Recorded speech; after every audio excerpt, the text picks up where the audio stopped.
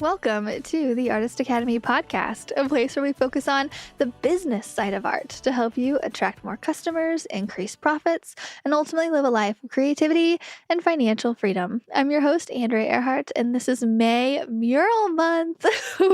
Murals are the most profitable part of my art business and the way I'm able to make six figures while painting maybe 3/4 of the year. So I love to take time away to travel, relax, just live my life and work on side projects like the book I just wrote called Mural Money. It all works together just to do all the things, all the fun, creative things besides just work every day. And getting paid the big bucks through painting murals is what allows me to do all of this other stuff.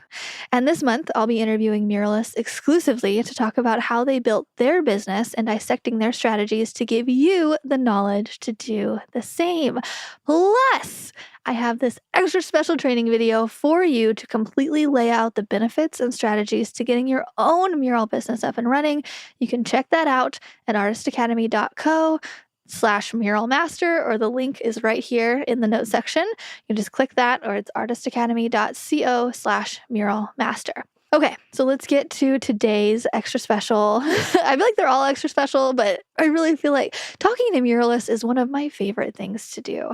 So I actually was having a bad day before I sat down to interview Randall today, and you'd never know because I instantly fed off of his energy and turned positive. And I hope this chat today does the same for you. So this week's episode features South Carolina muralist Randall Kane, and we talked about many different things, from trying a bunch of different routes to make money as a creative, currently using all the different routes, and all the different networking that you've done in previous creative jobs, and while still diversifying. And he just has a different perspective on pricing too. One that I haven't talked about yet, a ton, but that I think is really important. And he also lets us in on a story of what it's like to paint with snakes. So I'm just going to let him explain all of this to you, but I really, really enjoyed this, and I hope you feed off of his energy too. And I really hope to meet him one day. Maybe he'll come to a future mural meetup or something. I'm just going to put it out there. But anyway, let me know what you think of this week's episode with Randall Kane. Hello. So today I have Randall here, and I'm so excited to talk to a experienced muralist. And you do a bunch of different things. So can you start us off by telling a little about who you are and how you got into the arts and where you are now? So your whole life into 10 minutes.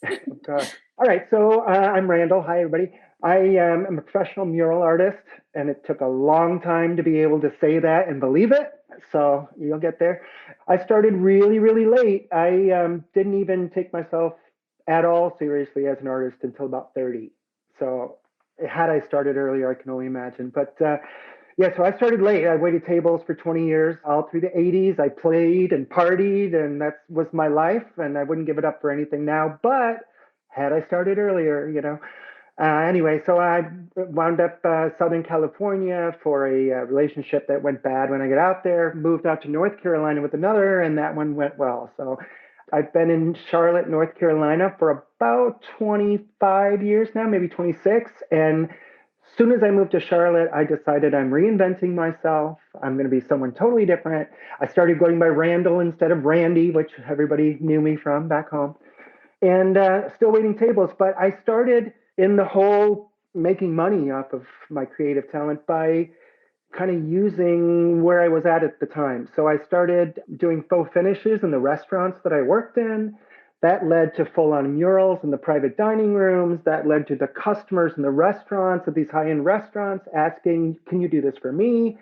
And then I started taking myself a little more seriously. I started, printing cards and throwing them out to every customer who asked anything.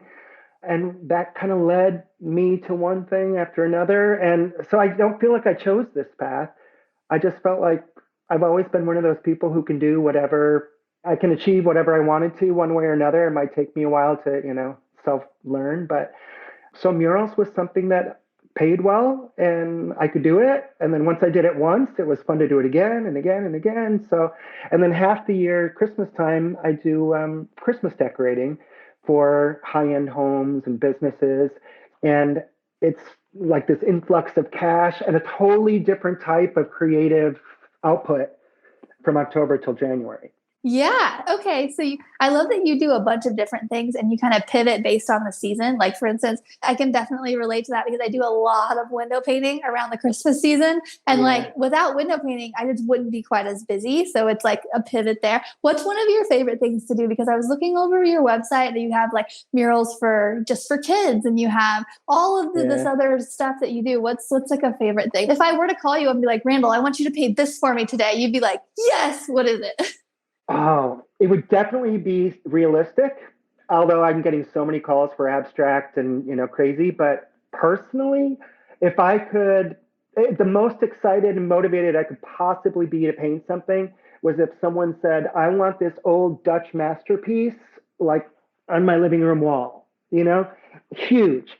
So that way I'd be able to, and to take my time with it, because sometimes you're under time constraints and you have to think, well, I can paint, I really feel I can paint anything. I have no basis for that. I have almost no training. I went to college a few different places, never finished either of them. Learned so little that it was like I'm wasting my time in this class. Although the thing that I did learn, I will say, you need to know your materials. You need to know what you can do with the brush and how to make those bristles work for you. And you can learn stuff like that in school, but you can learn stuff like that shadowing too. So So true. Yeah, so true. How are you pricing your stuff? So you do all these other different things. Do you do it by like a base rate that you want to get, or are all the different things that you do priced differently? We love to talk about money here at the Artist Academy. So yeah, and I love that. I have to say before I get into that, just listening to your podcast and listening to your audiobook and stuff, really honestly, it like reminds me that this is a business. And I'm not just playing around. I'm not just, it's not just me out there. Other people are doing it too. So really, thank you so much for the resource. But when it comes to money, it's so based on where you are, what they'll pay, you know what I mean? So it's kind of market based. So many people ask me, and you too, I'm sure, it's like one of the top couple questions, like how did you get into it and how much do you charge? I'm never going to give anybody like an on the spot. I'm not one of those $35 a square foot. I'm not $100 an hour, or I'm not so much a day. To me, it's about what that market will allow.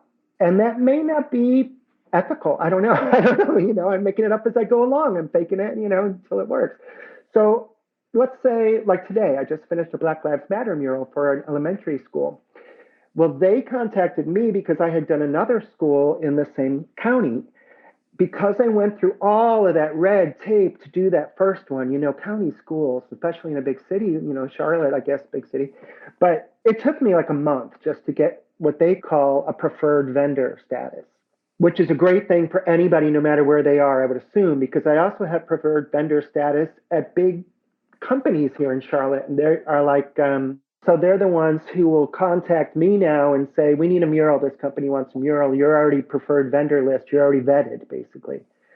So jobs like that, I kind of price differently because I know, like, say I'm painting something for Coca-Cola here in Charlotte. I know they've got the money. It's not like, Mr. and Mrs. Smith down the street who want something in, little Anna's bedroom or something. So I would charge differently, just because, quite frankly, between, us mural artists, because I can. yeah. And then there's sometimes where, like, it's a community project where I know they don't have a lot of money. And, I just did this 10,000 square foot Latino community center, and it's phase one out of three. It'll be 30,000 square feet. It's crazy. But the first one, they did a whole fund drive for it and everything. And so we had all these meetings about what will you charge? And I said, it kind of depends on what you can come up with. I know you won't be able to come up with what I should charge, but in this instance, you guys do so much good for the community. And quite frankly, I got interviewed on TV and, all this media stuff. So there's some truth to you'll get exposure, future jobs. But anyway, back to the point, pricing is all depends for me on who I'm talking to and how much time it's going to take. So I'd like to say I can make at least $500 a day. I don't really usually paint more than 6 hours a day. I'm old now, so I'm in my 50s. So I'm like you, I'm not a morning person. So I never start before 10 a.m. Like you say in your book, this is the best part about this job. You make it up, it's You're doing it yourself. No one's going to tell you. I mean, I'm an artist. I stay up all night. They don't care. They expect you to be, crazy. So I usually work 10 to 6. Sometimes I'll have lunch before I go in so I don't stop at all.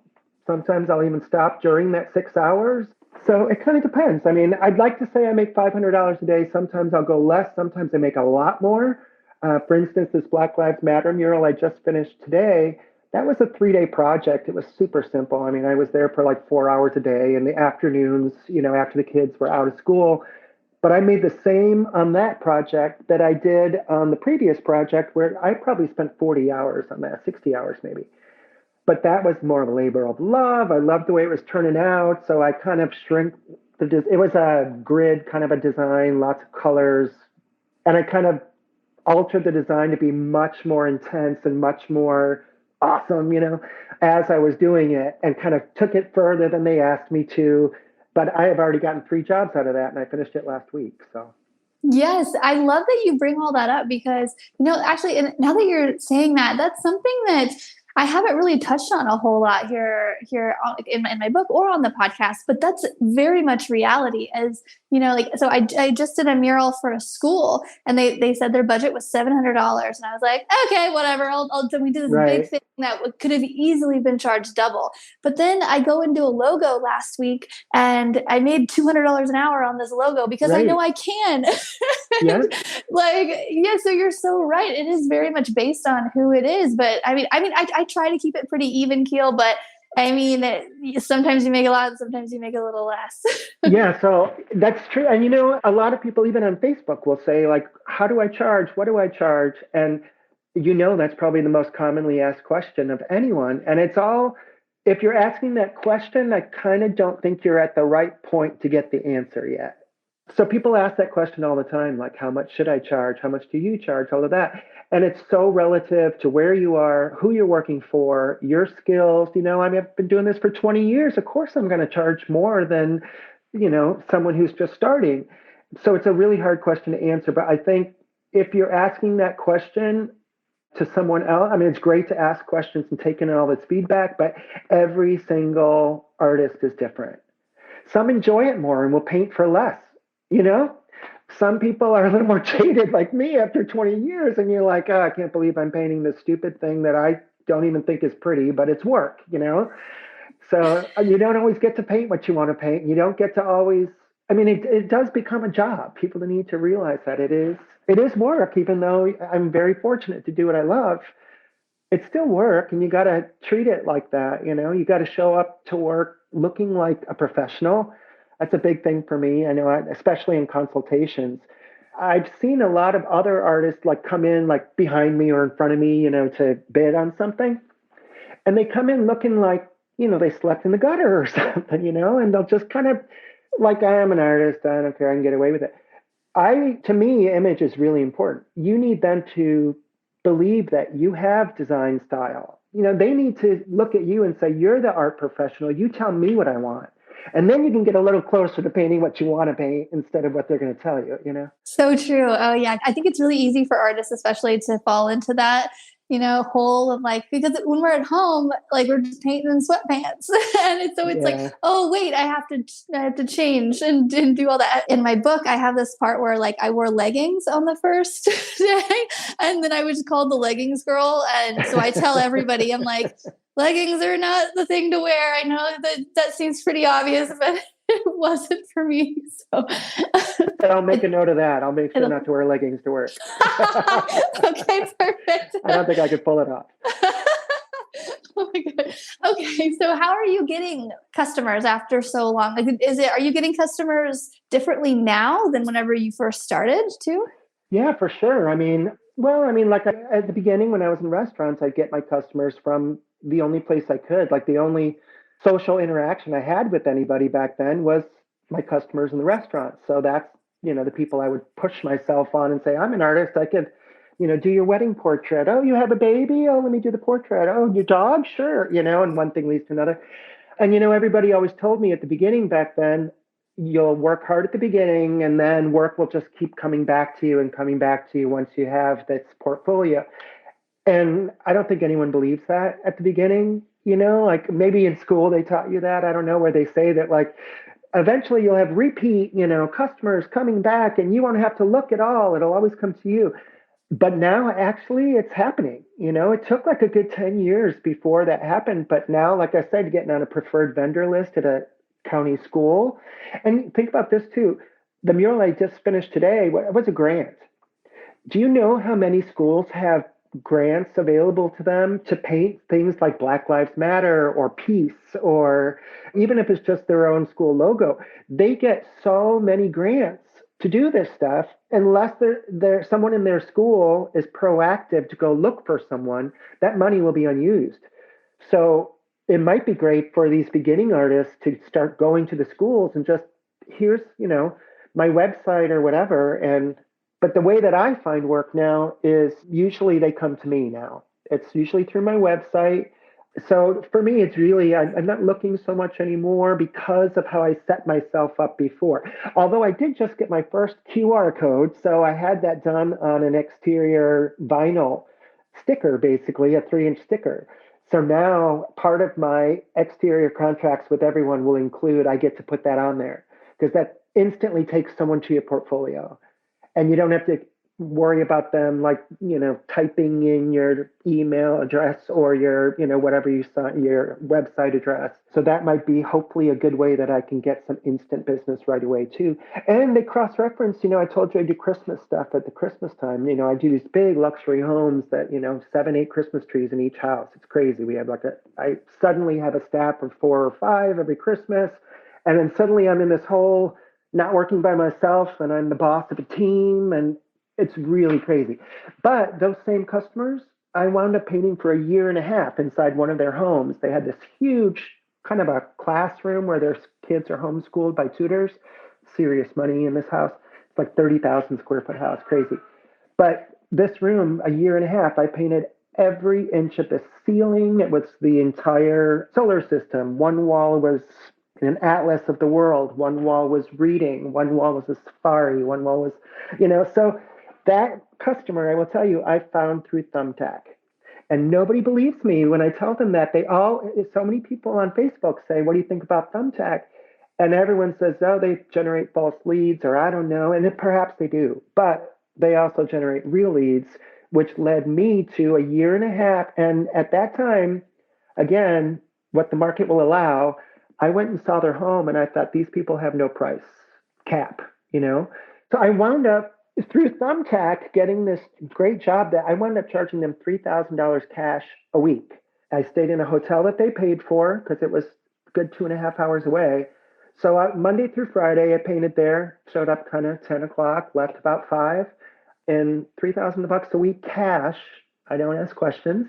So that was great for a year and a half. And then I paused to do my Christmas and then came back to it. And then I did their sister's matching 30,000 square foot house on the same property for another 6 months, and then started doing her Christmas. So it's like it all kind of ties together. And I was listening in your book earlier today while I was painting. You were talking about how you spreading out and trying all these different creative things. And I don't remember if it was you or you were talking about someone else, whether or not they were thinking, how can I be really good at one thing if I'm so spread out to like these 10 different areas of creativity? I kind of feel like I did what felt right and it fit together. So there was a time when I was at those restaurants, I was doing fresh floral arrangements for 6 other restaurants. And I thought that was going to be my calling.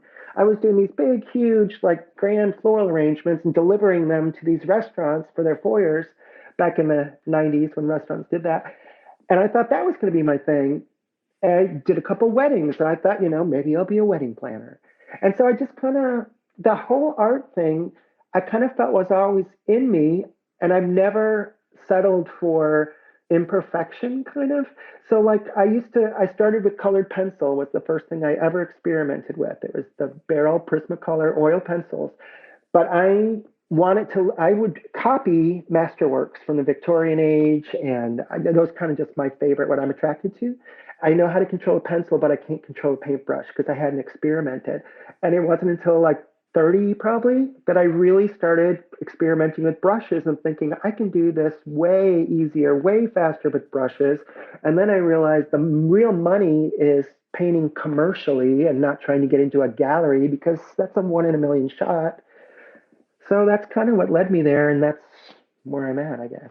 Oh wow, I love how the twists and turns and how they all are connected together. I think that's so inspiring because actually we have a couple comments. Somebody mentioned this is really interesting. I can relate. My job took me to different careers too, and I think it's also the networking that comes from that, and just meeting Yeah. all the different people who can then recommend you. And you know what to me is was the hardest back then when it was all about like, am I an artist? Yeah, I'm an artist, but do I really believe it? You know, it takes a long and maybe again, and like you and I have a lot of similarities, but you've got this education that I didn't have, you know, so I don't know how that plays into it. I agree with you in your book that it's really about the portfolio and like no one's going to hire you saying I went to this school. But at the same time, you learn a lot of things about the business side of it that I will never know until I experiment or I listen to your book or your podcast and stuff. That's why I'm glad this is here.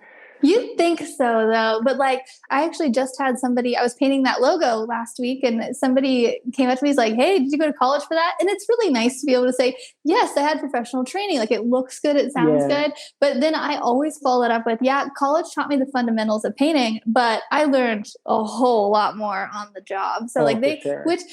they taught me some business stuff, but there was no like, you need to make a website, you need to do this. There was But nothing.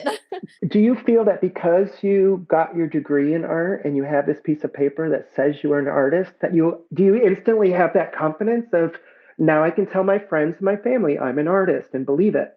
Yeah, it definitely it looks good. I will say to say that I have that, and it looks good to the people who are hiring me. They But I mean, doubt me a bit less. But you yeah. internally though, I mean, Oh to yeah, me, that like that, it's, and I'm sure a lot of artists out there can understand this. To say you're an artist to like your friends and stuff is one thing, but to go, you know, even to your family or to, you know, to a job site and say, yes, I'm a professional artist. It takes a lot of guts, you know? So I was wondering if you have that piece of paper saying this person is an artist because she went to school for it versus me trying to tell someone that I'm serving a steak to, you know, with my bow tie saying, yeah, I'm an artist. It's how do you believe that in yourself? So I was wondering if the degree had anything to do, or you know, just going to school with other people who are going through the same thing, because I did it all on my own with no one to like bounce things off of, you know. yeah, it definitely did. Although I remember when I graduated, I was like, I have a degree in coloring. What am I going to do with this? Like, and I remember being in classes and thinking how different I was from other people, not necessarily in like a better way, but just I Right. felt like they were so creative and just like weirdly Really. creative, like into anime and just into all these really like they were just like odd but weird and but I loved it. Like they were very Right. creative people and I was like sorority girl and I'm like I just feel so basic. So I Yeah. didn't feel quite like an artist, but yeah, no, it definitely did help. Yeah. Confidence is a big part of the job. I mean, you know, like that first time when you've got that big first wall, I forget what famous person said that the scariest moment is always right before you start.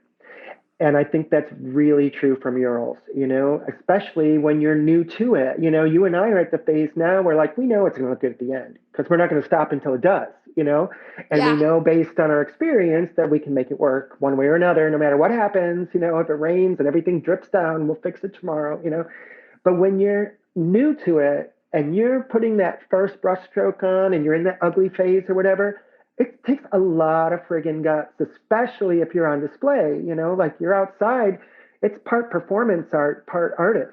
And people are going to be talking to you. You've got to either not respond at all or respond. And people are judging you as you're working. And or even in a new, I do a lot of restaurants before they open. And so all the construction guys are around, you know, and some of them would be like, hey, great work, man. But some of them, you know, be like, what's that supposed to be? And that can kill your whole day, you know, and your confidence. So it takes a lot of guts to be a mural artist, I think, because Yeah. there's a lot at stake, you know, it's a big piece. A lot of people are going to see it, even if it's in just a house, then it's even more important to that family. Yeah, and it's hard to find a step by step of how to paint the exact same thing that you're wanting to paint too. Oh, of course. You're Yeah. like, I remember walking up to my first wall and being like, so where do I start? Like, where's the starting point here? Like, That's so true. it is scary. What are your biggest tips for artists who are in the very beginning? Because like you and we both remember, how crazy it feels. So like, what are some good tips to get through the first, I'd say, year? Because we have a lot of artists that come into the academy and they're like, I just try to tell them the first year is so unbelievably hard. I'm like, just Totally. make Yeah. it through this first year and you'll be fine. And like, what are your tips for making it through that first year? Wow. It's been a while for me too, but I kind of feel like no matter how long it's been, you go through a lot of the same trials and tribulations you did at the beginning. It's just how you handle them now. I would say, so when you're first getting started and you're nervous and you're thinking it's not, you don't know where to start, put down as much color as you possibly can. Cover as much area as you possibly can that first day. Because that first day, if you're like me, you're going to go home that first day and you're going to be like, this is not what I want it to be. But if you've got that background layer, even if it's sometimes I'll even just take a gray. Like if it's like a white wall and I'm doing some kind of multicolored thing and it's just daunting, this huge white wall, I'll take a gray, I'll paint the entire thing, and now I'm past that nervous phase because I've got something on the wall. Now I can take maybe a darker gray or white or whatever, sketch my design on there, and then go from there because I know I've got my base. So I'll always, of course, background to foreground. I always do the skies and the mountains and the trees. You work your way forward, forward, forward. But that first year, I think the hardest part is believing that you can keep doing it after the first year. You almost feel like this is such a struggle. Am I going to be able to do this later? And it's just perseverance and diversify. Just because you like painting trees doesn't mean that's all you can paint. You're going to have to paint a logo. You're going to have to paint so I really think you can go out and search for work rather than just kind of hoping it's going to find you. So go to your school, your local schools, fire departments, anything government, it's going to be able to get a grant, basically. No matter where you live, you can find the people who have the money for your type of work. So you go to any government office, really, you could go to, courthouse, you could go to the fire department, police department, any school. They all have chances to have grants on outside, inside, all over their schools. They can get government money. So you can find that way. You can find work that way easily at the beginning, I would hope. Like I said, I'm old now, so I don't really know. I don't know much about finding work on the internet other than, like I said, I had good experiences with Thumbtack. I paid a lot for leads that didn't go anywhere, of course, but you only need one a year to work, Yeah. So maybe you're spending $10 every lead and you do one lead a month and only one pays off. Well, you're going to make $10,000 on that job. So who cares what you spend on those other ones? So, and it's kind of, you get the rejection a lot through there where like you're hoping you're going to get this job and you don't hear back, and it's perseverance and it's sticking with it. And it's knowing that you're not going to be happy with another job unless you make this work. That's kind of how I wound up.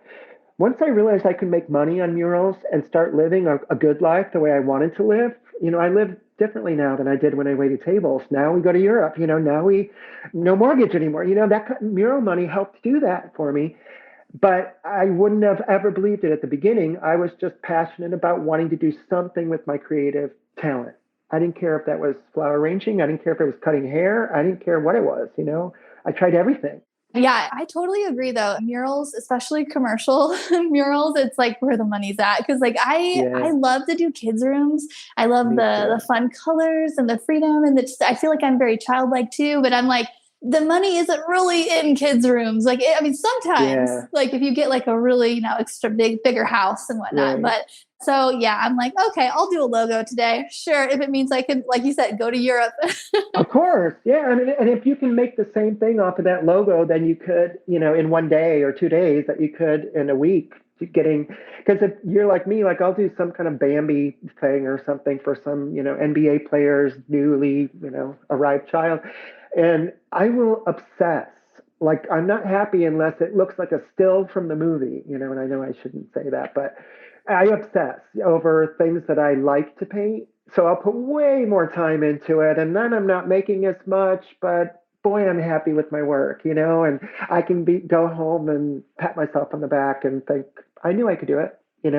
Yeah, it's all fun. Really anything with a paintbrush. I'm like, sure. Yeah. Do you have any like crazy stories of anything that's happened? Maybe like either bad or good or drama or Well, tons and tons of good stories. The best part, I think, about being a mural artist yeah. is the recognition. I mean, I was listening to your book and you were saying how like you thought you wanted to be a famous artist and then you realized like I don't want to be famous. That's exactly me too. However, isn't it awesome when you're painting like on a construction site and some guy's putting tile in over here and some guys, doing the ceiling or the floors over there. No one's walking around saying, "Wow, man, great work. You are so great." And no one's like making friends with them and buying them lunches.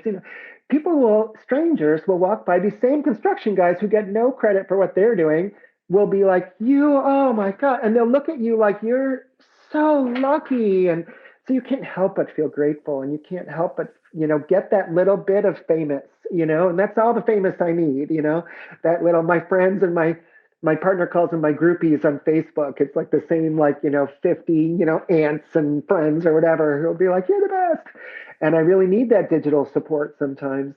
But I will tell you, the freakiest stories that I have involve snakes. I'm petrified beyond any measure of snakes. The first, I was working inside on this house off of the lake. It's second story, child's room, not yet born, but there's also a toddler who's just crawling. I have drop cloths completely covering the nursery floor. There's no screens on the windows, so you kind of know where I'm going. I am painting, and the owner, I'm on my knees painting. The owner walks in, the husband, and he says, "Don't turn around, just come out of the room." And I thought, what have I done? Like, really? I thought it was turning out good. And of course, I have to turn around and look. There's a copperhead snake coming in through the upstairs window. I don't know how, I mean, tree maybe. And it was in the process of disappearing under my drop cloth. And I can't even tell you, like I told them, like I'm not coming back until there's screens on the windows and you can prove to me that that's gone. So I leave, I go to lunch, hour and a half later, I get a phone call from them saying I can come back. Screens were in the garage, I guess. So they put screens on the house. I come back and there's this big bloody mess, red bloody mess on the front porch, which is nowhere near that bedroom. Apparently their Polish housekeeper or something picked it up with a rake, flung it out the window, and then went out the front and chopped it up with a shovel in front of the front door. So then I come back and I'm like painting like butterflies and happy kittens, and like blue clouds. And the whole time I'm thinking like massacre, snake massacre just happened. And then the second snake story was that big 10,000 square foot community center I just did exterior. And every morning, an 8-foot long snake would travel the length of the mural back and forth. And I swear no one there believed me because by the time that I like got down off my lift and was, called someone, they'd all come out looking. They're like, "Oh, you don't have to be scared. It's just a black snake. I don't care. I need to be comfortable when I'm painting. I need to be on my knees and not worried about looking around." So those are my horror stories, are the snake stories. I suppose pertaining to everybody else, horror stories would be like murals that didn't work out halfway through and oh my God, what am I going to do? Kind of things. I've had logo things where I'm painting a bright red logo on a bright, newly fresh painted white wall and it started pouring and everything drained down. So then it's starting over with the white primer and the white paint. And then, it was it's crazy. always red too. It's It always is. red. Yeah. Like, yeah, I remember one of the first big jobs I was on a lift and then red paint spilled. And so I was going and like red paint was just like following me. And like, it's always just one of those crazy colors.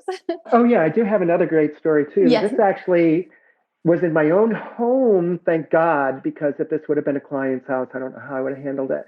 We had just bought our place. The very first time I'm painting it, I decided I'm going to do some mahogany faux trim kind of stuff in our tray ceiling. It was early 90s, so forgive me. But I had a can of mahogany colored paint on top of the ladder.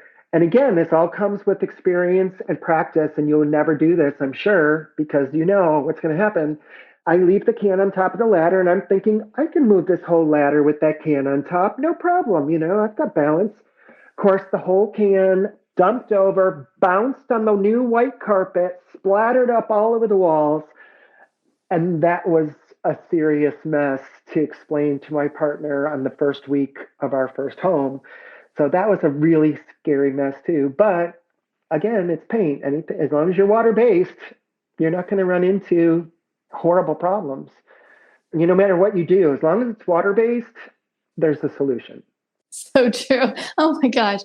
So Have you ever had snakes and a still paint. scaffold fall over or a No, but lift that's malfunction? no, but that's what's one of my worst fears because I'm actually very afraid of heights. I mean, I get up there anyway, but and nothing's ever bad's ever happened to me. I've like heard stories, so tell me stories. Oh my gosh.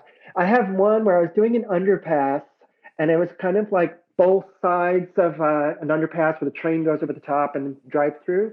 And I was doing these enormous daisies. So it was like they called it Daisy Lane, which coincidentally is about to get destroyed and rebuilt. And the community put out a petition to have me come back and repaint it when it's rebuilt. Job security. So again, job security, yeah, and work comes back to you, even if it's painting the exact same thing over what you painted last time. But anyway, this was so it needed to be rebuilt even then, honestly. It was a sidewalk that I had on one side where I had this two-story scaffold. So it's like maybe, I don't know, I'm probably, I don't know, 6 feet, 6 feet. I'm probably, 12 feet standing in the air. And not all the brakes were on. Use the brakes on the scaffold. People don't think you don't have to, even if you're on a flat surface. You start brushing on the wall, your whole scaffold's going to roll, and that perfect straight line you're trying to do is ruined. So use the brakes. That's one thing I will tell everybody. But anyway, I didn't have them all on. I think I had like 3 out of 4, I swear. But the whole thing started rolling towards the curb. Now there's 2 lanes of traffic going both ways, and I've got 1 lane coned off, so people won't come too close. But once that scaffold wheel hits the curb, the whole thing's going over and dumping me into the traffic. Luckily, it was one of the very few times that I had someone shadowing me and working with me. And I screamed at him, and he came running over and caught just as the one wheel was going off the curb. I mean, it couldn't have been more close. Because the scaffold was so tall, I would have cleared the cones and the area that I had roped off, and I would have went into oncoming traffic. It was crazy.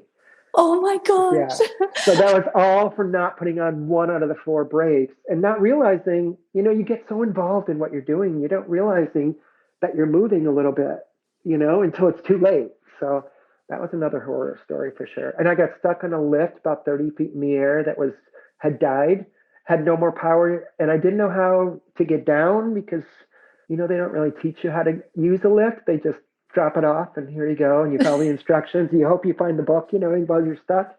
And I actually had to climb down the whole thing like monkey style to get down because there was nobody. I'd stayed so late. There was nobody else working on the construction site that day because I think there's a thing on the bottom you can, and it brings it down. But again, make it up as you go along. I tell people, oh yeah, I've used lifts all the time before I had used it the first time. I use a lot of mistruths at the beginning of my career. I tell them that I can paint absolutely anything, which I believed, but I had no proof at the beginning. It's all about that portfolio that you build. Yeah, and there's so much stuff that you're just kind of figuring out as you go too. Like For sure. there's no way to know everything like going into it. So, oh my gosh, that's just crazy. I think beginners need to probably keep that in mind too. Like we're the age now where you can like learn anything on YouTube kind of thing, and it doesn't mean you can like skyrocket to, the success of someone who has a decade under their belts or something, someone who has that much experience. You can't expect to be charging the same or having the same amount of customers calling you looking for work. We all had to look for it at the beginning, there's no golden ratio of if you do this, it will work. It's all a matter of trying this, trying that, trying this, trying that, and something will hit and you'll be like, oh, now I found what works in my area or for me. Yeah, so true. I think that's a great reminder. And I think that's a good spot to end this too. Great. Like, thank you so much for taking the time out of your very busy day, like after you've just painted all day, to come and chat with us. We really appreciate you. It has been my complete pleasure. Any way that I can give back to anyone who is going through what we went through at the beginning. Thank you for really all you're doing for these artists who need answers to these questions, you are providing so much information.